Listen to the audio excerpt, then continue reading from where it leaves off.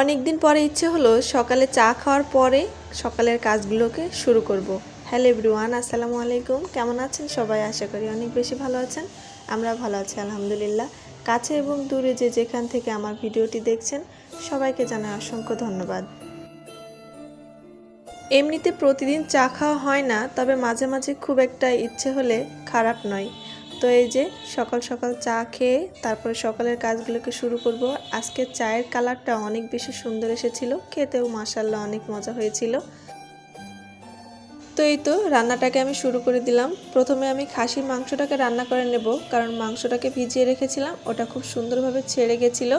আর পরিষ্কার করে নিয়ে এখন আমি চুলাতে দিয়ে কড়াতে সব রকম মশলা দিয়ে মাখিয়ে রান্না করে নেব। তো এখানে মাংসগুলোকে দিয়ে আমি পেঁয়াজ দিয়ে নিলাম, তারপরে দিয়ে দিলাম হচ্ছে কাঁচামরিচ আর রসুন বাটাগুলোকে দিয়ে আমি লবণ হলুদ মানে যেগুলো লাগে মশলা সব রকম দিয়ে আমি এখন মাখিয়ে নেব। মা শাশুড়িদের কাছ থেকে শোনা, হাতে মাখিয়ে মাংস রান্না করলে নাকি খেতে অনেক মজা হয়। আসলেও কিন্তু মজা হয়। তো এখানে সব কিছু দিয়ে দিলাম আর পরিমাণ মতো তেল দিয়ে এখন আমি খুব সুন্দর করে হাত দিয়ে মাখিয়ে নেব। আমার শাশুড়ি বলে, যত সুন্দর করে হাত দিয়ে মাখিয়ে রান্না করবে তত খেতে মজা লাগবে। অনেক সময় ধরে হাত দিয়ে মাখিয়ে নেবে, তাহলে মাংসটা খেতে খুব সুন্দর হবে। তো এই তো মাংসটাকে মাখানো শেষ। সামান্য একটু পানি দিয়ে এখন আমি ঢাকনা দিয়ে ঢেকে চুলার আগুনটা ধরিয়ে দিলাম। আর এপাশে আমি বেগুন ভাজি করে নিচ্ছি। বর্তমান সময়ের বাচ্চাদের কাছে বেগুন ভাজি মানে তাদের কাছে প্রধান খাবার। তারা যে কোনো খাবারের সঙ্গে বেগুন ভাজি খেতে চায়।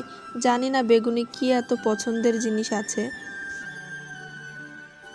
তো ওই পাশে বেগুনটা দিয়ে দিলাম আর এখানে মাংসের ভিতরে কিছুটা আলু দিয়ে দিলাম। এখন খুব সুন্দর করে মাংসটাকে কষিয়ে নিচ্ছি। এই যে বেগুনগুলোকে এখন আমি সুন্দর করে উল্টিয়ে তারপরে এই পাশটা খুব ভালো করে ভেজে নিব। কালারটা দেখুন কতটা সুন্দর এসেছে। আমি বেগুন ভাজিতে একটু হলুদ বেশি দিয়ে থাকি, দেখতে অনেক বেশি সুন্দর হয়। এখানে বেগুন ভাজিটা শেষ, এখন আমি তুলে নেব। বেগুন ভাজিটা দেখেই বুঝতে পারছেন কতটা লোভনীয় হয়েছে। বাচ্চারা তো বেগুন ভাজি পেলে আর কোনো কিছুই লাগে না। এগুলো দেখে বাচ্চারা তো মহা খুশি। এদিকে আমার মাংসটা খুব সুন্দরভাবে কষানো হয়ে এসেছে প্রায়। আর ঝোলের পানি দেওয়ার আগে আমি আর একটু নেড়ে চেড়ে কষিয়ে নিলাম। আর এখন পরিমাণ মতো ঝোলের পানি দিয়ে ঢাকনা দিয়ে ঢেকে দেব মাংসটা সিদ্ধ হওয়া পর্যন্ত। তো এই তো আজকের ভিডিওতে রান্না বাড়া এ পর্যন্ত।